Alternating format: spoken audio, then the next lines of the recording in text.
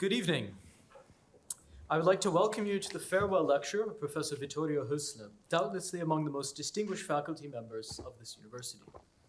My name is Arjun Wasan. I'm the president of the Undergraduate Fellows of the Jacques Maritain Center and someone who can claim the great honor of having studied under Professor Hösle the past years.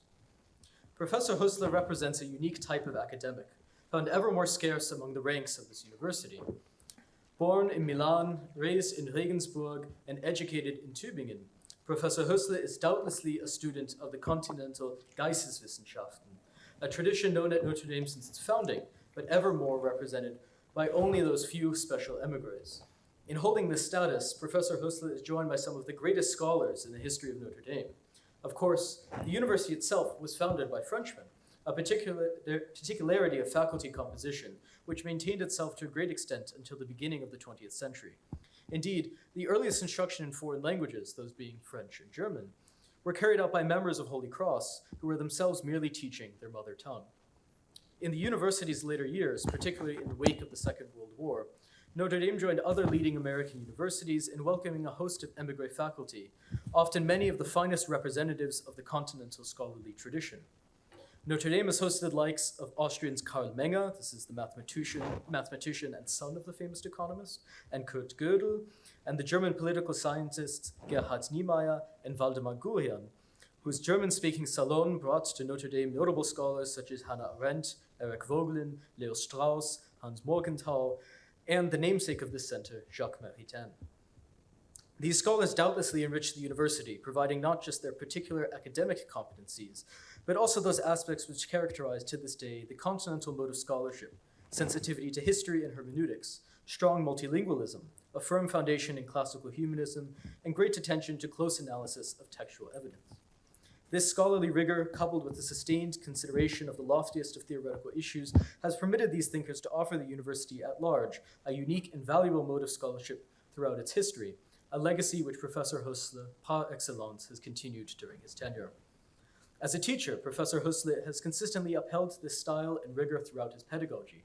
I fondly recall, upon first meeting him, being told that to be successful as a philosopher, one must know German, French, Spanish, Italian, Latin, and Ancient Greek, at a minimum. He speaks a further 11 languages. Moreover, Professor Hösle's seminars were often full of bewildering yet incredibly informative array of references, permitting his students to learn not just the material in question, but to gain a broader understanding of the disciplinary history, Professor Hösle always ensuring to connect the particularities of some topic or text to the fundamental questions of philosophy, theology, art, or social theory. One must naturally pay heed to Professor Hösle's extensive scholarly resume. He is, at least according to the most recent edition of his CV, the author or editor of 57 books and numerous further articles. His scholarly oeuvre extends to cover book prefaces, journalistic articles, awards, visiting professorships, and my personal favorite section of his CV, documentary films about myself.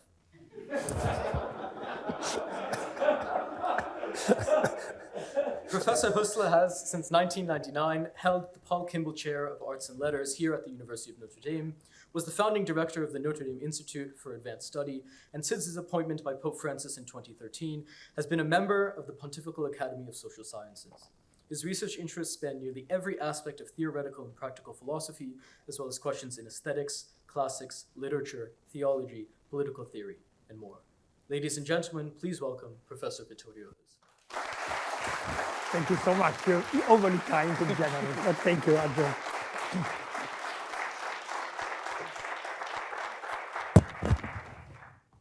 Well, thank you so much, Arjun, for these very generous words.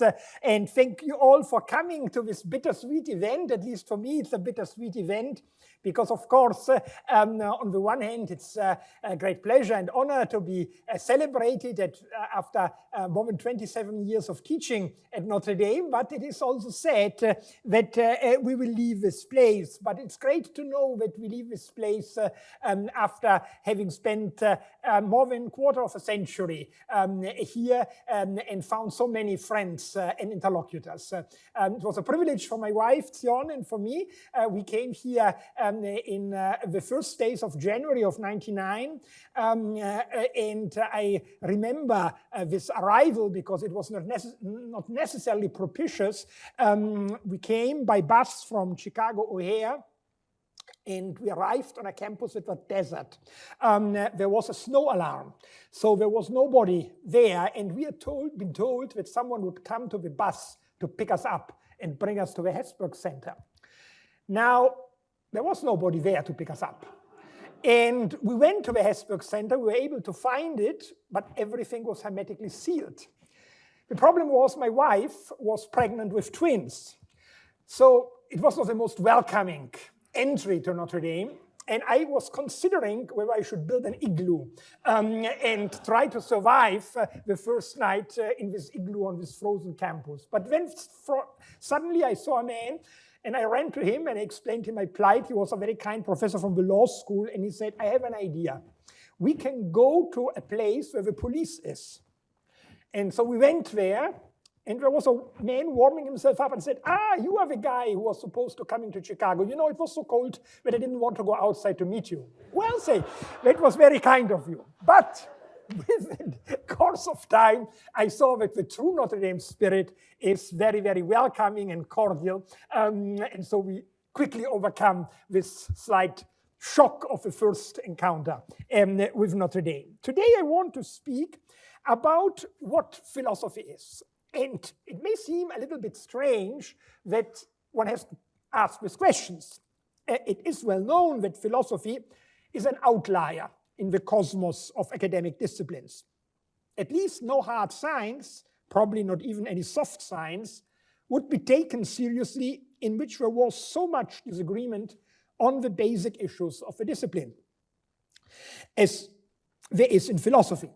Concerning the questions of what has to be considered as real, what constitutes valid knowledge, of what is the nature of the relation of body and mind, of whether conceiving a free act as something not determined by any antecedent event makes any sense, and many, many others, the answers continue to diverge after centuries, if not millennia, of discussions. But it gets better or worse. Philosophers do not even agree on what philosophy is. Investigating this issue has become the core of a new subdiscipline of philosophy called metaphilosophy, a term introduced only in the 20th century, even if the discussion of the nature of philosophy is in fact as old as the discipline itself. And naturally so, since without an idea of what the discipline is about, no method for it could be devised and justified.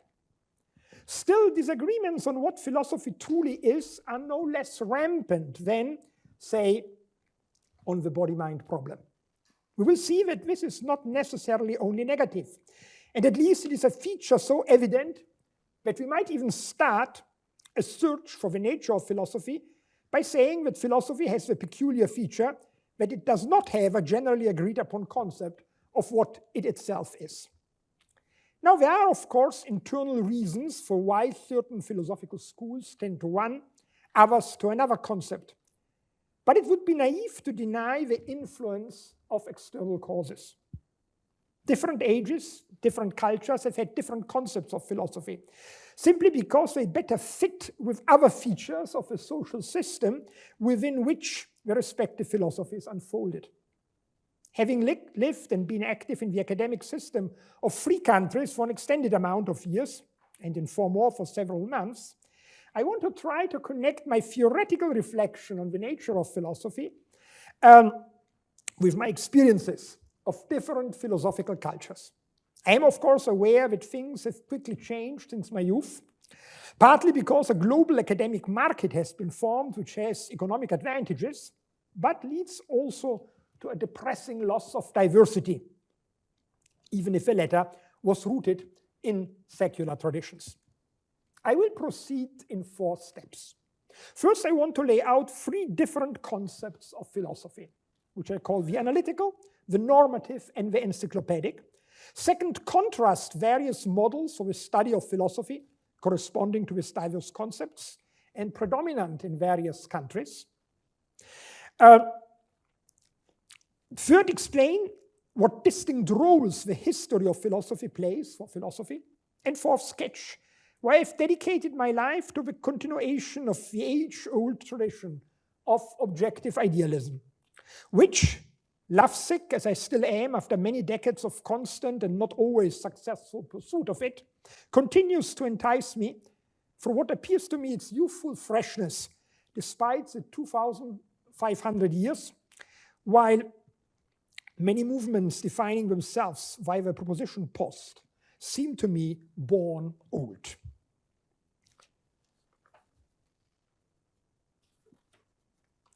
I begin with the various concepts of philosophy.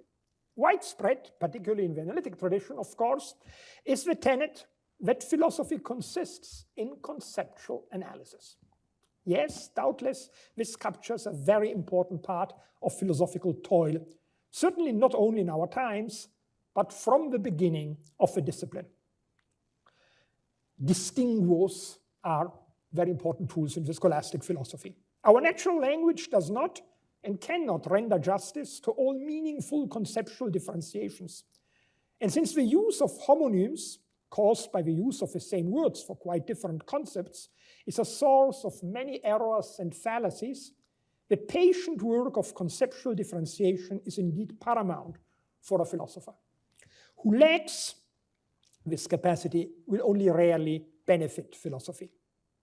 But the recognition of the importance of conceptual analysis does not define philosophy. First of all, every serious academic enterprise needs conceptual analysis, not only mathematics and the natural sciences, but also the social sciences.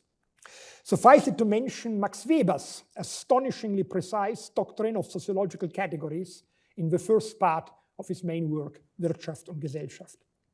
But is it not the crucial difference between the natural and social sciences on the one hand, and philosophy on the other, that only the former have to go beyond conceptual analysis, since they claim that there are real objects corresponding to the concepts defined? Such claims clearly transcend conceptual analysis and have to be supported by empirical work, which sure enough cannot proceed without concepts, but is irreducible to conceptual analysis either, which, perhaps with the exception of the ontological proof of God, cannot guarantee that its concepts are instantiated. Philosophy, on the other hand, or so it seems, is not an empirical discipline, and thus its peculiarity is that it consists only of conceptual analysis. Even this, however, would not suffice to distinguish it from mathematics. And furthermore, philosophers should not be satisfied to deal only with possible worlds, even if they manage, following David Lewis, to upgrade them to real worlds. Philosophy should throw light on the world in which we live. The discipline arose to give answers to substantial questions, such as whether there is an objective moral law. And it is hard to see how such questions can be answered by conceptual analysis alone. Conceptual analysis teaches us the difference between hypothetical and categorical imperatives, famous difference in Kant, not, however, whether there is a categorical imperative. Usually it is the appeal to intuitions, sometimes underhanded, that offers something equivalent to empirical knowledge in order to settle existential claims advanced by philosophers, even if the legitimacy of the relevant intuitions often remains murky. Despite their claim to be immediate, their content often depends on the cultural background. I just spoke about the most important question of meta-ethics, namely whether there is a categorical imperative. This means an obligation that is not reducible to our inclinations. Are we obliged to do something even if it's not in our interest? This leads us to a second, more ambitious concept of philosophy. Philosophy is, according to this conception, the doctrine of normative and valuative claims. Ethics clearly is one of the crucial parts of philosophy, and it is no less obvious that it is not an empirical discipline. Unlike sociology, ethics does not describe what is done by humans, but what ought to be done. But ethics is only one of the disciplines of philosophy. Would accepting the proposed definition not exclude all the others? I do not think so, since ethical claims are only a subset of normative and valuative claims. Epistemology deals, unlike cognitive psychology, not with the way we think, but with the way we ought to think. Aesthetics, not with the movements of the art market, but with the question of what constitutes valuable art. Value not being the same thing as price. Needless to say, both in the everyday world and in the single disciplines, normative and evaluative questions continually pop up. But the explicit and comprehensive reflection about them seems to constitute an important part of what philosophy is. It is its normative ethos that inspired philosophy from its beginnings, making the enterprise seem a rational successor of the sages of old. As much as this overwhelmed the discipline, forcing it to adopt a stance for which it was often not sufficiently qualified, philosophers are rarely saints, it is wrong to believe that philosophy will for a long time survive the evaporation of its normative mission. Metaethics, the metaphysics and epistemology of ethics, is truly important, particularly when it naturally connects to ethics proper, as it does in Kant, who deduces the content of a categorical imperative from its formal features. But when metaethics is nothing more than a flight into a non-committal analysis that avoids to answer questions about what, after all, is right and wrong, philosophy no longer helps the moral development of society, and sometimes even contributes to its moral decay when it denies that there are moral truths, as ethical expressivism did. Still, the normative dimension does not yet exhaust the concept of philosophy. Earlier I said that one characteristic feature of philosophy is its difficulty to define what it itself is. The main reason for this difficulty is that philosophy does not have a special area of being as its subject. Number theory deals with numbers and their properties, biology with organisms, musicology with music. It is impossible to name an analogously delimited sphere as the realm of philosophy. For there is a philosophy of mathematics, a philosophy of biology, a philosophy of music, and many, many other regional disciplines. According to its most ambitious concept, philosophy is encyclopedic. It explores the frequently unreflected presuppositions of the different intellectual endeavors and the essence of the objects they explore. Without such philosophical yeast, the single disciplines, while inevitably dominated by philosophical categories, which are no longer reflected by the process of earlier historical sedimentation, become what Kant calls cyclopic erudition, missing an eye, the eye of philosophy. I find this criticism of Kant very correct. If a philosophy is completely deprived of discipline is completely deprived of philosophic spirit, it lacks one eye. As much as the human limits and the exponential increase of knowledge in the last centuries render it delusional to be productive in all philosophical disciplines, as the great masters of the past, Plato, Aristotle, Kant, and Hegel were. Aristotle still taught, quoting, "The wise man should know everything, even if not all in all the details." Philosophy betrays something essential when it takes leave of a regulative ideal, of a summary overview of the basic issues and solutions dealt with and proposed by its individual disciplines. It errs in doing so not simply because the various disciplines must be consistent with each other. An epistemology that cannot render an account of ethical or aesthetical knowledge is radically incomplete. And the vice of reductionism is often nothing else than the consequence of an illegitimate generalization of features of one's own area of expertise to the whole of being and knowledge. I often make the joke, you can often guess the minor of a philosopher that he had as a minor when he studied from the type of reductionism that he defends.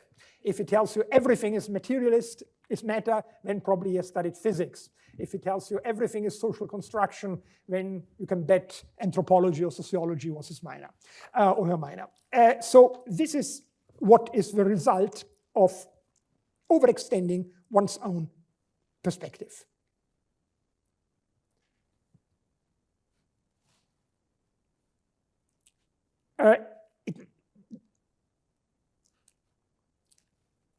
The narrow concept of philosophy misses furthermore a crucial feature of a philosophical enterprise, that its various disciplines are not simply something juxtaposed, which happens to be there, but that they form a coherent whole, with single parts enriching and supporting each other, forming, to quote from a book title from my friend and colleague Robert Audi, an architecture of reason.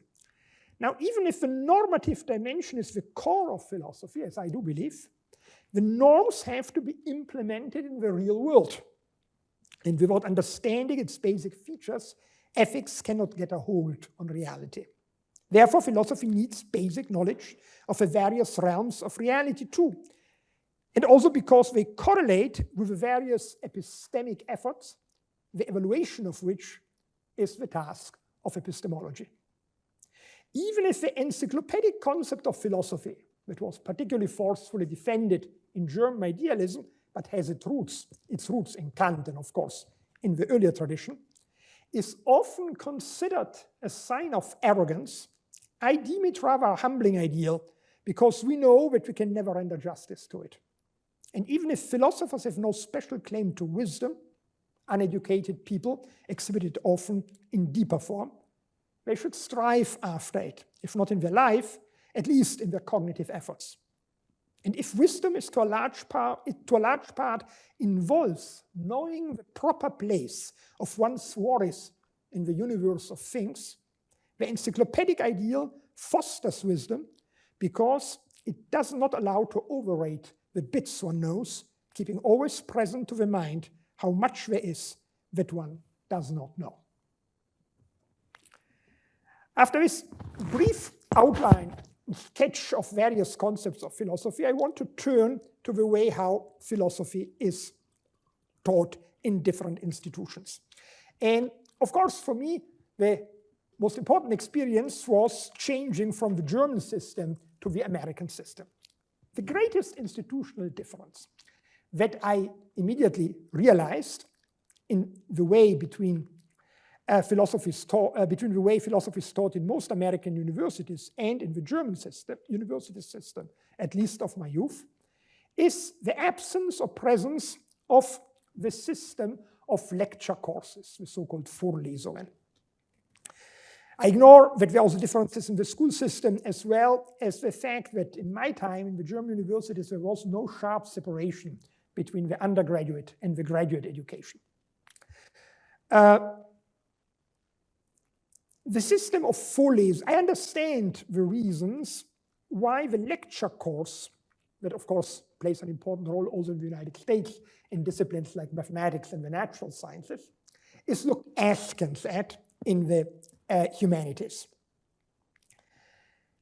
Students do not participate in the same degree as in the seminars, and participation is an important factor of learning.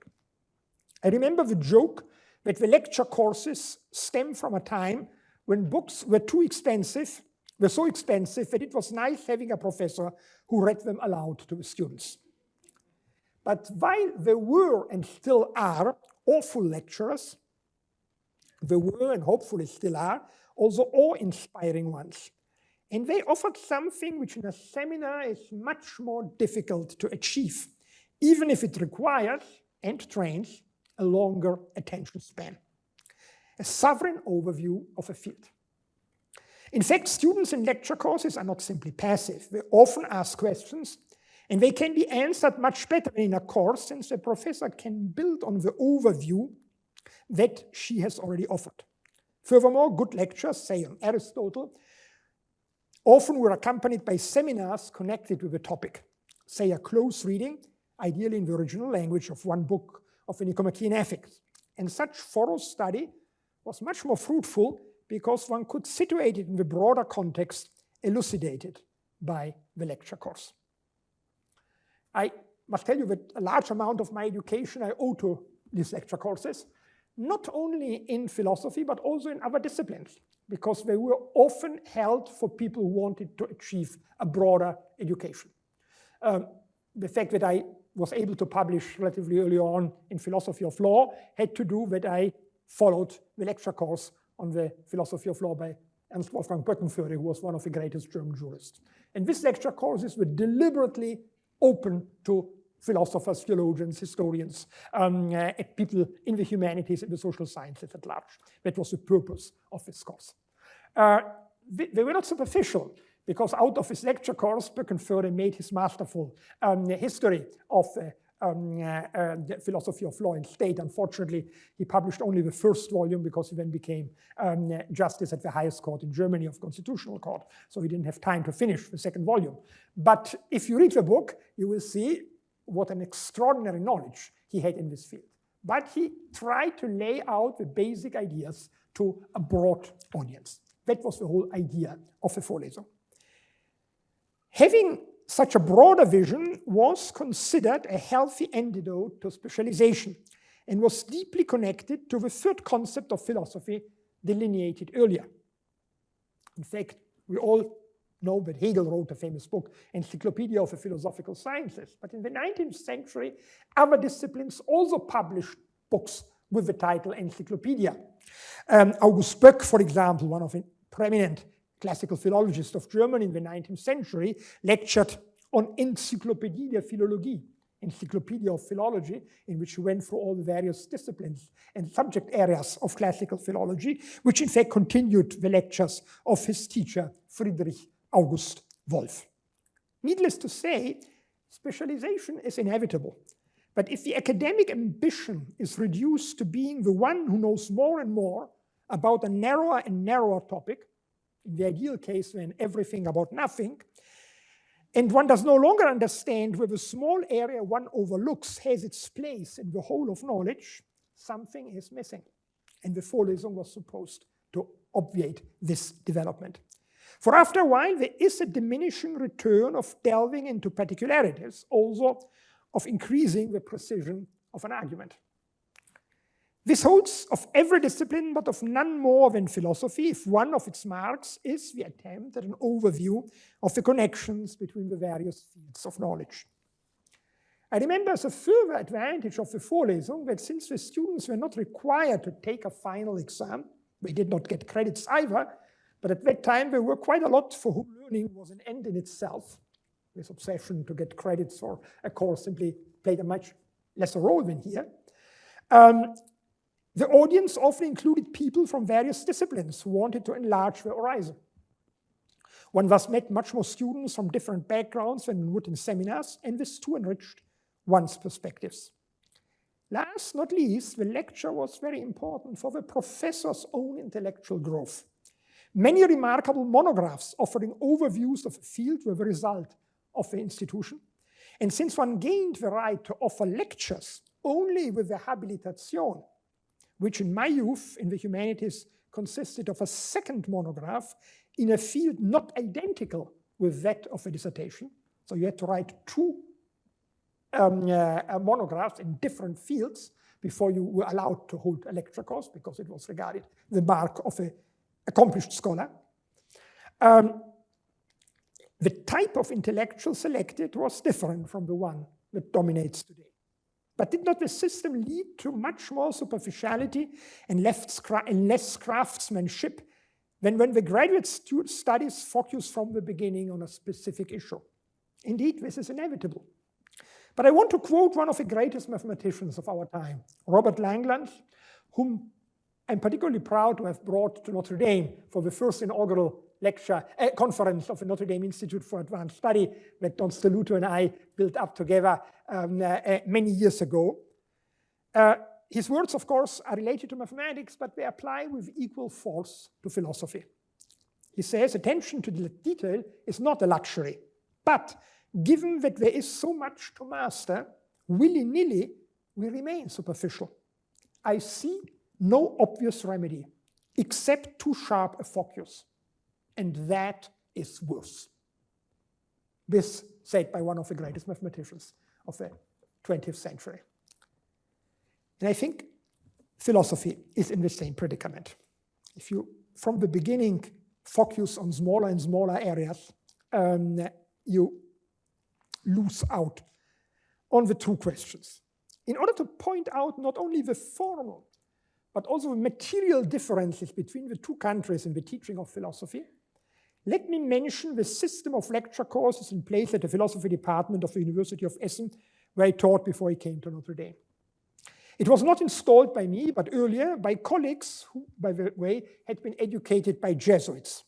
And I supported it wholeheartedly.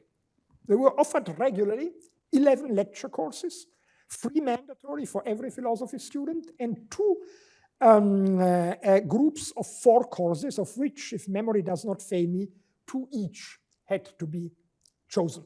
So the students had to take at least 7, ideally 11 of his lecture courses.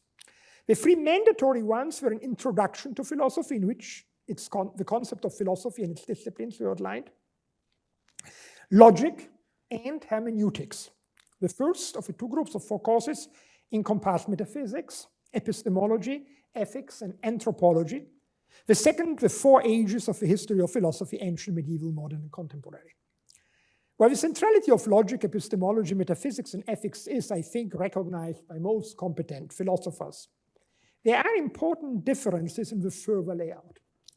For an American philosopher, it may be astonishing that hermeneutics ranked at the same level as logic. But the reason seemed, and still seems, cogent to me. Before we check the validity and soundness of an argument proposed by someone else, we must understand what the author wants to say. In the case of some philosophers, for example, Plato, who does not speak in first person, but presents dialogical interactions, it is immediately evident that this task is difficult. But even the question of why the normal interactions of people work is quite complex, given that their access to each other's minds is necessarily mediated by something physical. Despite first-rate contributions by Anglo-American philosophers such as Paul Grice, Donald Davidson, and John Searle to this question, hermeneutics never achieved the status of a foundational discipline in Britain or the USA. I think 2 causes play an important role. First, hermeneutics, already elaborated on a high level by Friedrich Schleiermacher at the beginning of the 19th century, was deeply rooted in the philological tradition that in Europe was nourished partly by humanism, partly by Lutheranism. And that in the USA did not flourish in any comparable way, religion being much less controlled by a highly educated clergy, as it befits a more democratic country. Second, American pragmatism did not grant the humanities the status of sciences, since they did not help extend the dominion over nature, the ultimate criterion of success, while the proud German name of Geisteswissenschaften, sciences of his mind, expressed the deep conviction that their epistemic status was not inferior to that of the natural sciences, even if the methods they followed were different. In the USA, philosophy of science is still mainly philosophy of mathematics and the natural sciences, while in Germany it has included, at least since Dilthey's Einleitung in die Geisteswissenschaften, the philosophy of the humanities. No less awkward for Americans must appear the inclusion of anthropology, which was one of the required disciplines. Is this not a social science? Well, of course, the lecture dealt with philosophical anthropology, a discipline thriving in Germany, particularly in the first half of the 20th century. Suffice it to mention Max Scheler, Helmut Plessner, and Arnold Gehlen. It was an attempt to address again the question of what distinguishes humans from other animals, after the Darwinian revolution had connected the genesis of humankind to the evolution of life, and psychologists like Wolfgang Köhler had shown that many traits that traditionally were ascribed to humans alone were in fact shared by other species.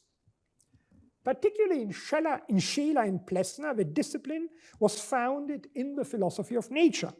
It tried to determine the specific place of humans within the various forms of life and the form of being called life within the various shapes of nature. The replacement of philosophy of nature by the philosophy of science, which no longer pretended to make assertions about nature, since such assertion had to be left to the natural sciences, but only to check if science fulfilled certain formal criteria that warranted its privileged epistemic status, contributed to the decline of philosophical anthropology. Even if I'm particularly grateful to have studied with the philosopher Dieter Wannschneider, my doctoral advisor, who strongly defended the necessity of maintaining a philosophy of nature, and in his studies of Hegel, rightly taught that Hegel's system cannot be properly understood if one ignores its second part, the philosophy of nature. But does the contact with empirical work not sully philosophy? Well, already Kant wisely summed up the three questions: what can I do? What can I know? What ought I to do? What may I hope? In the final question, what is the human being? Without the concept of a being that is part of a natural world and shares many features with other organisms, but at the same time is able to address the normative question, to ask, what ought I to do? The system of the fundamental concepts of philosophy is radically incomplete. For validity claims, while referring to a normative ideal sphere, occur in the real world. We as humans, temporally located, try to reflect about our duties. Kant's superb philosophy of biology is needed to bridge the chasm between the first and the second critique, and also his philosophy of history is not a wanton addition, but conceptually necessary in order to maintain our trust that the demands of the ought can in principle be implemented. The great American Unitarian preacher Theodore Parker formulated in the famous words that the arc of history bends towards justice. The awareness that the social sciences and the humanities have not only genetic roots, but also their conceptual justification in certain philosophical presuppositions explains the typical German combination of macrosociology and philosophy. We already mentioned Scheler and Plessner, who were both remarkable sociologists, but also the recently deceased Jürgen Habermas, probably the last great European public intellectual, are paradigmatic examples of this combination, which has no equivalent in contemporary Anglo-American philosophy. There is little doubt that John Rawls's political philosophy is more thoroughly, I do not say more satisfyingly, only more thoroughly, justified than Habermas's. But the latter has a much better grasp of the forces that hold a social system together and determine their development. Combining the normative approach with a realistic account of a social world is not easy, but it is what granted political philosophers such as Montesquieu and Hegel their classic status, even if neither succeeded in separating his normative and his descriptive propositions with sufficient clarity. I understand and share the aversion against the type of philosopher characteristic of a Marxist phase of academia in the 1960s and 1970s, they still have survived, particularly in Italy, who passionately pontificates on social issues without any specific knowledge of the relevant economic facts and legal norms, and often even without the requisite knowledge of logic and ethics. But as much as the partisan philosopher is off-putting, the political neutering of most contemporary philosophers does not seem to me a bliss either. My friend Jim Sturber is a great exception to that tendency.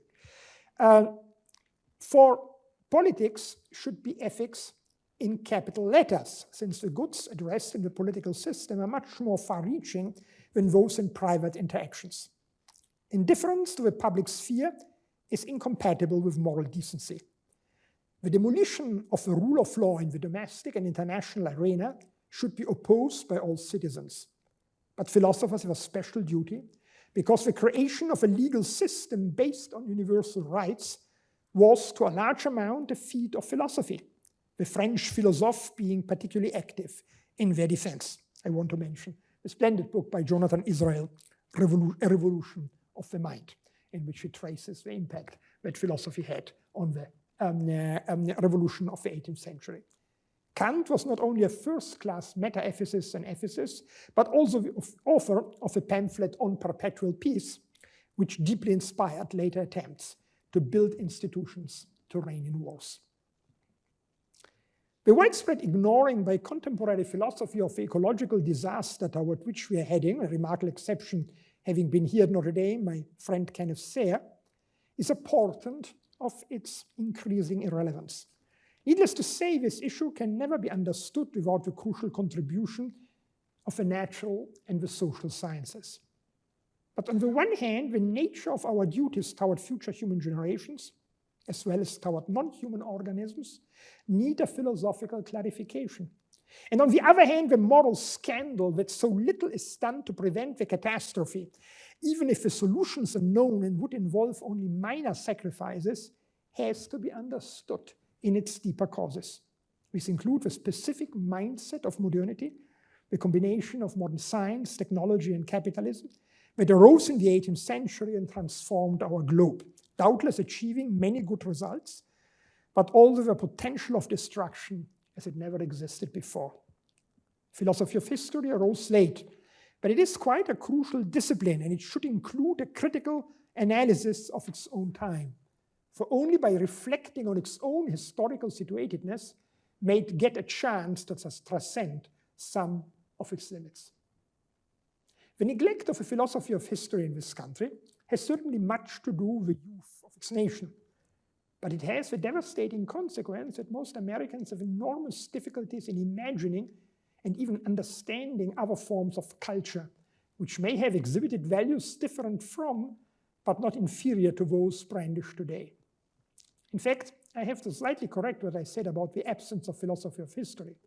A sophisticated philosophy of history is indeed not a forte of American philosophy, but a cartoon-like ideology of progress is part and parcel of the American self-consciousness.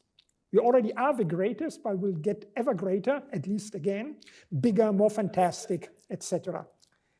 The healthy antidote is a sober analysis of mechanisms of self-dissolution. What in the German tradition was called, with an imprecise and often confused word, dialectic.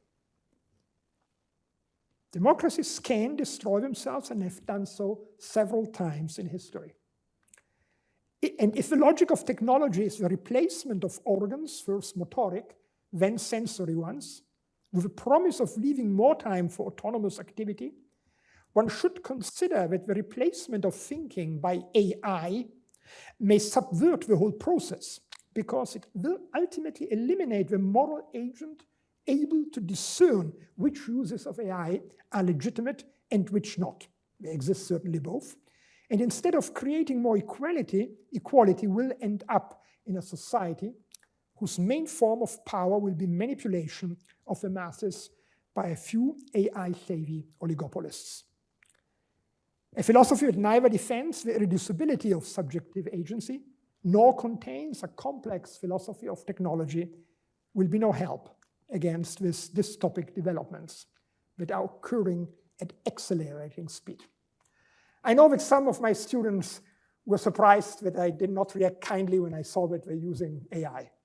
I didn't do it because I'm a cruel person, but because I feel responsible for our students, and I don't think we help them if we allow them to give up on their own thinking and rely on what chatbox produces for them.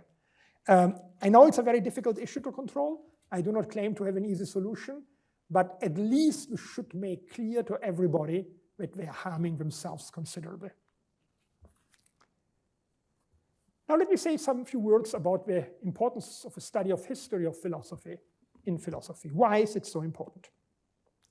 Certainly, while the philosophy of history is quite neglected, we cannot say the same about the history of philosophy. Even analytical philosophy has caught up with it, certainly because it found out that it was far less original than it believed to be at its beginnings, and even that one of its primordial forms, logical positivism, despite its intelligent reception of modern mathematics and physics, fell dramatically short of quite a few valid insights gained by the earlier traditions. When you are studying today logical positivism, you're sometimes almost exhilarated by the feeling of superiority that these guys had. If you read Ayer's book on truth logic language, with this idea that there is no objective ethics or aesthetics, that the only objective sentences are those of the rigorous sciences, it's hard to believe that intelligent people could be so fascinated by this program. Originally, the Anglo-American tradition was in many aspects the opposite of the Italian, where, particularly under the influence of Benedetto Croce's radical historicism, philosophy was in the first half of the 20th century and up till the last decades, more or less reduced to historiography of philosophy. But why is the history of philosophy far more important to philosophy than, for example, the history of physics to physics? And those right to tell us that we should stop wasting so much time with old thinkers, annoyingly enough, often even white males, and focus on current issues. The correct answer is that philosophers should indeed try to answer questions about philosophical truths, not investigate opinions. But in order to do that, one should learn as much as possible by people smarter than oneself. And as the exclusion of possible sources of knowledge because of their sex, gender, or race are indeed unacceptable, so also ignoring people who lived in past epochs. We may add epochicism to sexism and racism as illegitimate forms of selection. Of course, since one cannot study everything, selection mechanisms are inevitable. But what should count is quality. And some of the great philosophers of the past have a very, very high quality. But are not the insights of these old masters contained in modern handbooks, as Euclid's theorems in a modern book of elementary geometry, where furthermore important material additions and more rigorous or succinct proofs are offered? Alas, they are not. Why? The first reason is that philosophy of history does not exhibit, the history of philosophy does not exhibit the more or less continuous progress of the exact sciences. This has fundamentally to do with the fact that philosophy asks again and again radical questions that render obsolete, or at least claim to render obsolete, earlier approaches. Why should such iconoclasts as the logical positivists make any effort to integrate earlier insights? Therefore, we have to look out for them ourselves, having very good reasons to believe that we can learn more from them than from most of our contemporaries. Second, like in the history of art, in the history of philosophy, there are giants whose individuality informs their work in a way that cannot be imitated by anyone else. Michelangelo has not been replaced by Mark Rothko, Plato not by Andy Warhol, despite all the technical progress achieved. No secondary literature can replace the study of the classics, not simply because they offer insights in a freshness that inspires us much more than even the most erudite and precise summary, but also because in their works, like in great art, there is a web of connections that can resonate fully only in those who study the sources directly. Nothing in what I've said excludes that there is a form of history of philosophy that is of no interest for systematic research. It is what we can call the doxographic method, characterized by bracketing the truth claim of the interpretando. The case of Italian historicism, you even don't believe anymore that there is anything like philosophical truth.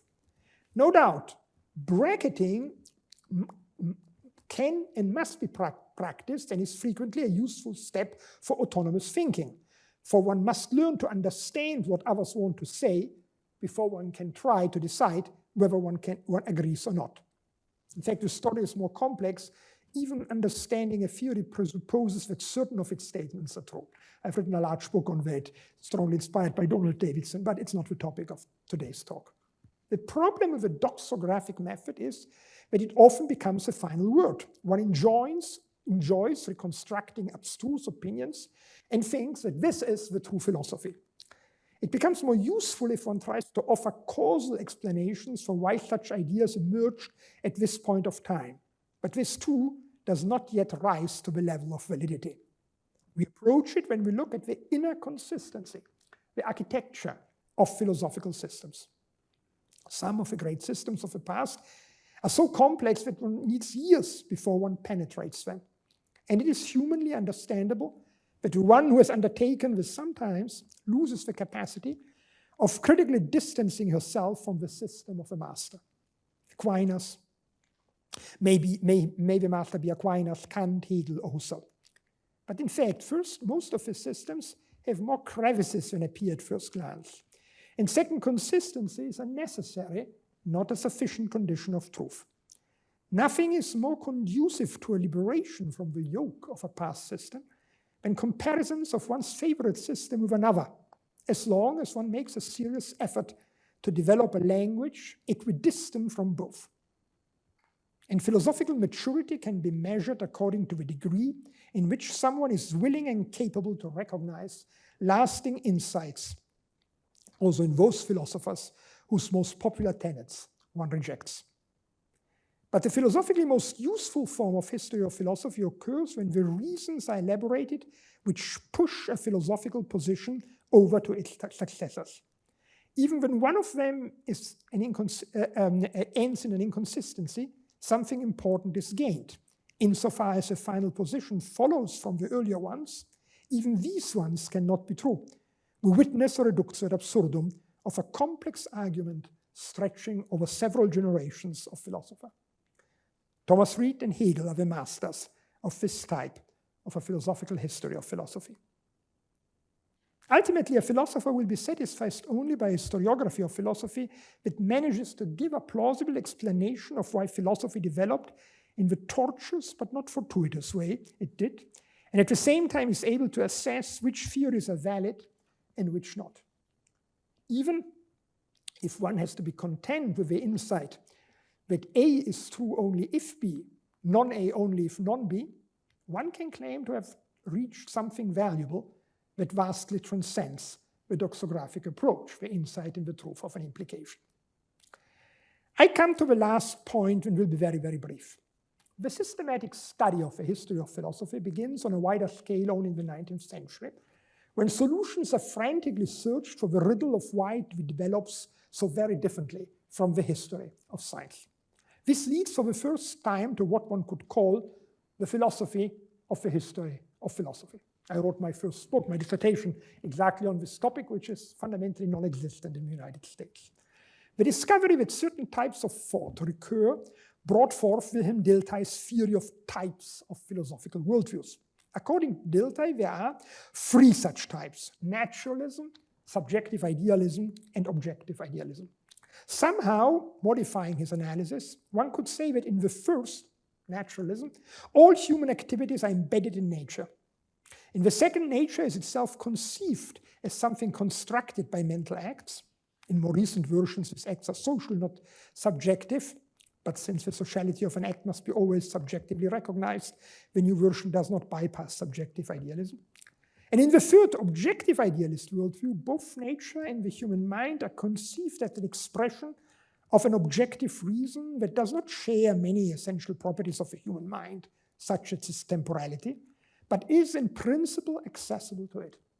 For Dilthey, Plato, and Hegel were the quintessential representatives of this worldview, and I think that herein he is right. When at the age of 18 years I began to study these two thinkers intensely, I was overwhelmed by the parallelisms of their thoughts, divided by more than 2,000 years, and found myself deeply attracted to their basic philosophical intuitions.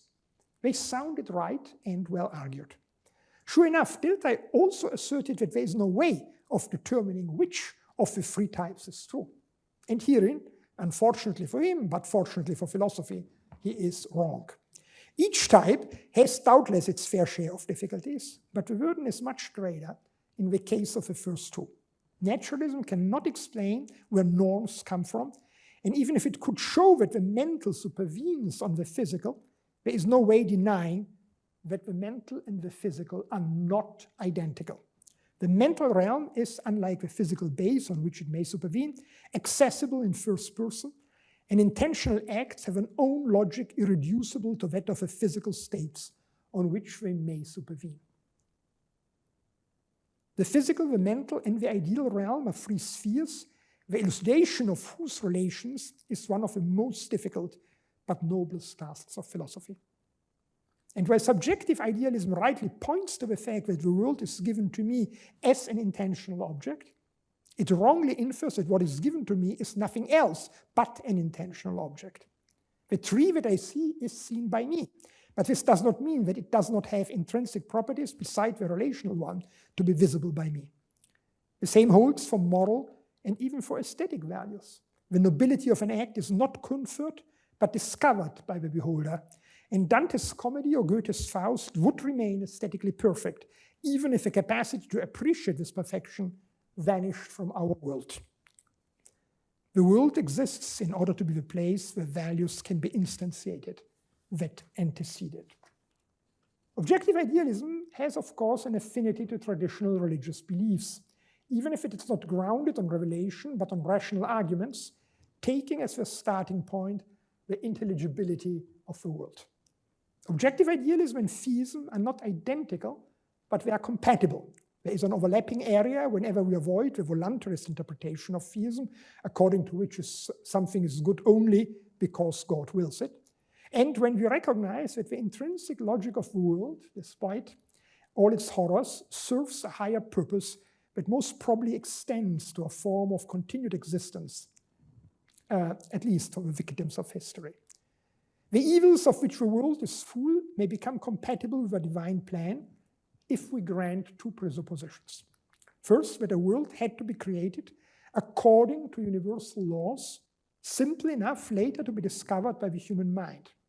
Second, that the emergence of a mind had to occur in organisms that built up the precarious form of existence in a universe consisting mainly of inorganic matter and slowly evolved to more complex forms. Humans are both the highest and the most contradictory being in nature, because the openness to the normative realm only rarely manages to cancel out the inheritance of a behavior resulting from 3 billion years of natural selection. The commitment to objective values, as well as the recognition of the inner logic of the various spheres of reality, are the two features that, in my eyes, recommend objective idealism. It was an honor and a privilege to teach the many facets of philosophy, literature, and political theory for more than a quarter of a century at one of the world's most prominent Catholic universities. For our students often bring an openness to the great philosophical questions rarely to be found at secular institutions. Let us not be fooled. The pressure for homogeneity of opinions was not limited to the times of the Holy Office. It is an anthropological constant, and institutions that most loudly profess diversity take it off amiss if someone does not use regularly the prescribed sound bites and buzzwords, and even dares introduce words like God, objectivity of the moral law, performative contradiction of relativism, which seem to threaten the consensus of the enlightened and well-meaning intellectual elites. It's my firm belief that on the whole, religious institutions today offer more intellectual space for the pursuit of the classical philosophical questions. I'm particularly grateful for this intellectual freedom, which permitted me, supported of course by my wonderful family, to continue the philosophical project of a renewal of objective idealism that I embraced early on. Allow me to end with a question that Percy Shelley asked in his hymn to intellectual beauty, and that, approaching the end of one's career, everyone who followed a vocation should ask. I vowed that I would dedicate my powers to thee and thine. Have I not kept my vow? Thank you for your attention.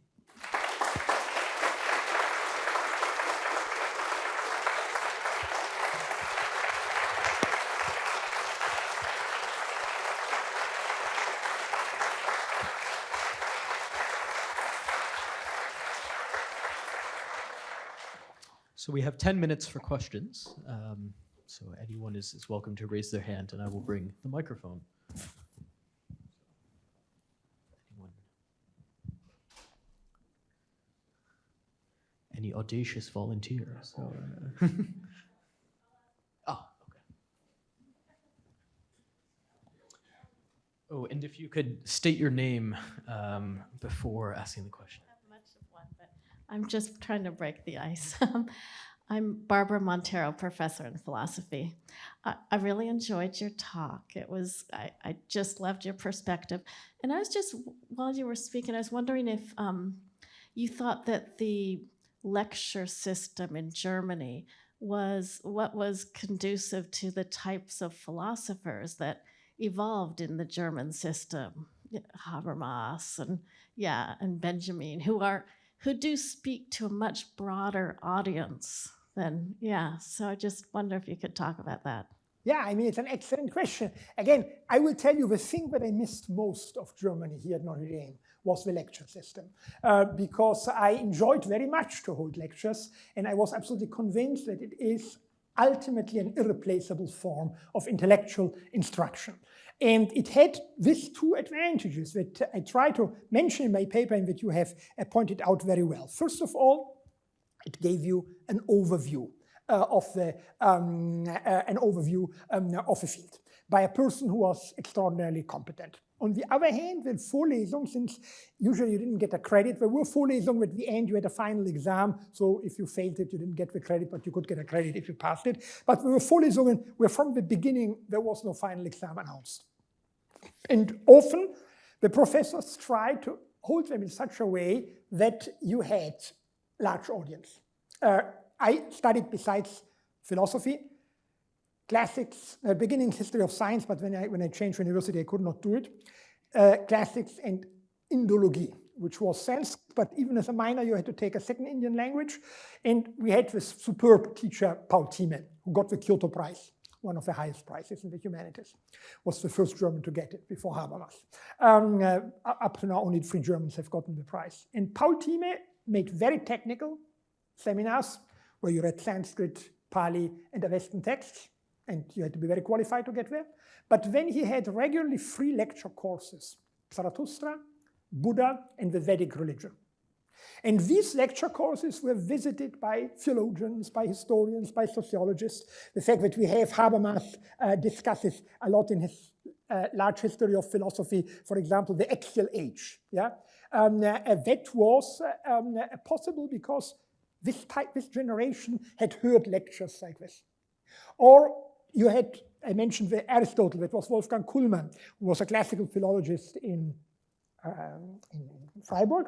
He taught a lecture course on Aristotle, and he was very particularly competent in the biology of Aristotle and the theory of science of biology.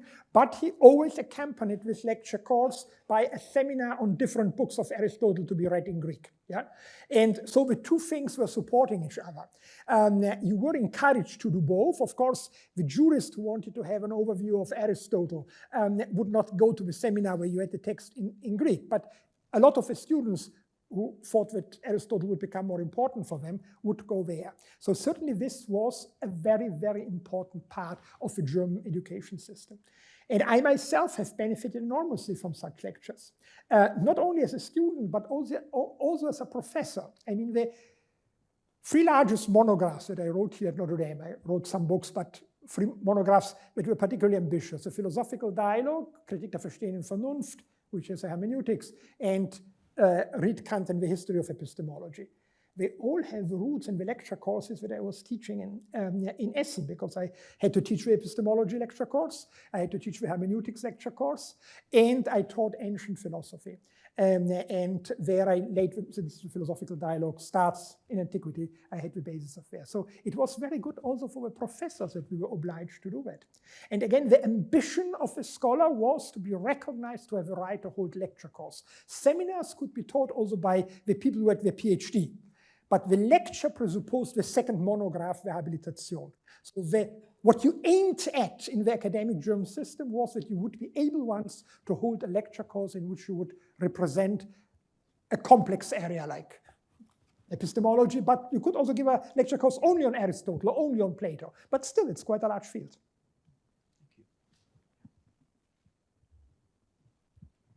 Hello, I'm Natalia. I'm a second year PhD student in the political theory department, which you know. But I had 2 questions. The first question was, what would be your recommendation to students who have like an attraction or affinity to this lecture style that you're recommending, but don't necessarily have access to it? So what kind of practical steps would one maybe take to become a more not to use this term, but like well-rounded learner? And then the second question is, how would you recommend in the ecosystem that we exist, where there's a constant pressure to get past the understanding and simply to produce something new, how would you recommend balancing, yes, the desire to understand and the possible need to exist in ecosystems such that we can continue to try to understand in a long professional academic career? Yeah, Natalia, these are difficult questions. So when I came by the way to Notre Dame to a large amount because of my friend Mark Roch, whom I met in Tübingen in 1978 when we were sitting together, I think in a seminar on Hegel, but we met also in lecture courses. And I would not have ended up here without this friendship that began almost half a century ago in Germany. But when I came here, Mark Roch was dean of the College of Arts and Letters, and I had a conversation with him about something like the lecture course, and he said it's difficult in the American system. It's difficult because you have to go through this credit system, and it's much more difficult. I mean, in math, of course, you take a lecture course on linear algebra, and this has the system that you have a lecture course where the professor sketches the proofs of the theorems, and then you have to, of course, take classes in which you practice, and in order that you internalize the way how you can work with what you have learned. But there is still this system. And again, we had it still in the humanities when I was a student. But I am not a political administrator. I can tell you that now I'm going to Boston College, I put it on the table that I would like to discuss whether something like this can be done. We'll see how we get there, because these things can never decide by a single department. You need structures, etc., etc. The chair of the philosophy department recognized that my arguments are not bad, that this is not bad at all. We have several colleagues from Europe who are familiar with this system. It will change only if the students make pressure. If the students say, we think that this is a form of learning from which we can benefit more than on the normal seminar where you read often relatively loosely connected papers by current authors, and that doesn't give you an overview of the field. Yeah? So it will only change if there is stronger pressure by the students. The other big difference, of course, between the American and the German system is you're much, much richer.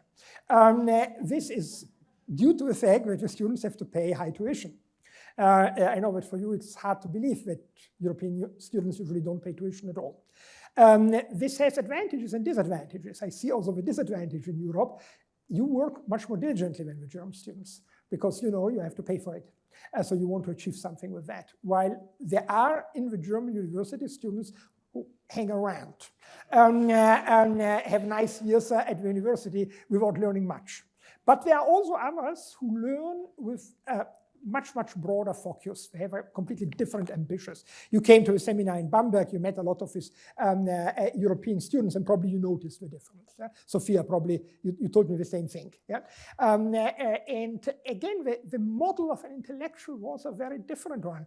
I didn't mention it, but not only we had the habilitation, but when I got my PhD, the PhD consisted, of course, in writing the dissertation, but here you have a defense of the thesis, which we now have too in Germany, to my great regret. In my time, there was no defense of your thesis. But you had the examen rigorosum. The examen rigorosum was an oral exam that had nothing to do with the dissertation, which should check whether you had the required broad knowledge. And it was not only in your discipline, in philosophy. I had 1 hour in philosophy, half an hour in Greek philology, and half an hour in Sanskrit philology. Now, what was the demand of Sanskrit philology? It was that you had to read a text which was put unknown before you, not in transcription, but in Devanagari, not in Padapata, but in Samhitapata, all the words written together. And then you had a second Indian language, and you had to translate. That was in order to get a PhD in philosophy, if you had chosen this minor. So the model was simply different. And I don't say that it had no problems, but persons like Habermas, to go back to your question, by the way, whom I met 3 years ago. He came with a car to the railway station to pick me up and brought me then back to the hotel in the evening. They went through a form of education that was quite spectacular. It has decayed incredibly in the last decades. I would not have come to this country if I had not seen that this decay was almost inevitable. But I do think not all was wrong. Now, what can you do in order to maintain in this actual world broader interests? One thing is to form groups of people with similar interests. Yeah, that seems to me the way. I've learned very much as a a student not only from my professors, but from a group of friends. And in fact, in Bamberg, you saw a lot of them, would have remained friends for decades. Yeah? And they were often people from different areas. I mean, a lot of my friends I learned and met in the Vorlesung. Yeah? For example, I mentioned first the Böckenförde Vorlesung. I knew him already before, but since we both went to the lecture course on the philosophy of law of Böckenförde, we sat one beside the other and became friends. So it was a jurist who later did research at one of the Max Planck Institutes, and we decided to read together Hegel's philosophy of right.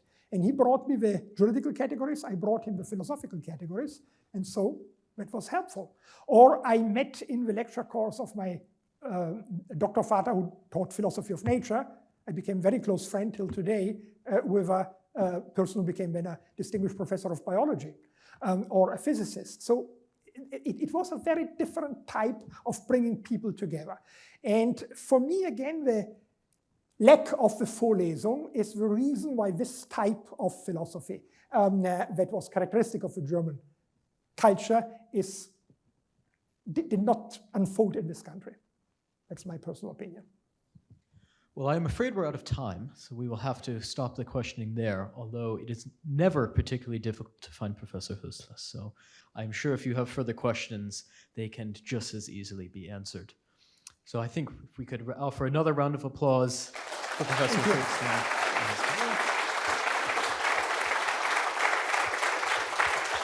Well, thank you very much. It was really a privilege to be here. I had wonderful colleagues, wonderful students, wonderful friends, and I'm, as I said, deeply convinced that the Catholic University has a future.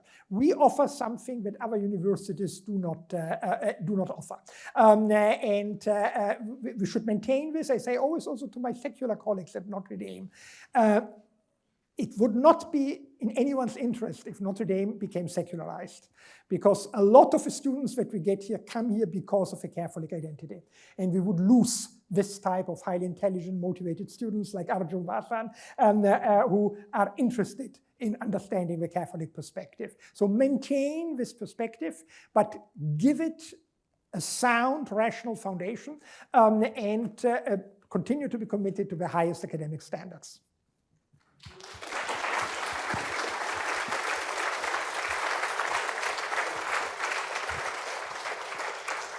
As a final note of thanks, we should thank the Jacques Maritain Center for hosting the lecture, especially Chris and Abnett over here for doing all of the boring but absolutely critical logistics of getting all of this and the reception and everything else organized. Also to thank, also to thank the Department of German, Slavic, and Eurasian Studies, especially Professor Bill Donahue, the department chair, for his support in this event, and of course the department for supporting Professor Hösle over his almost a quarter century at the university.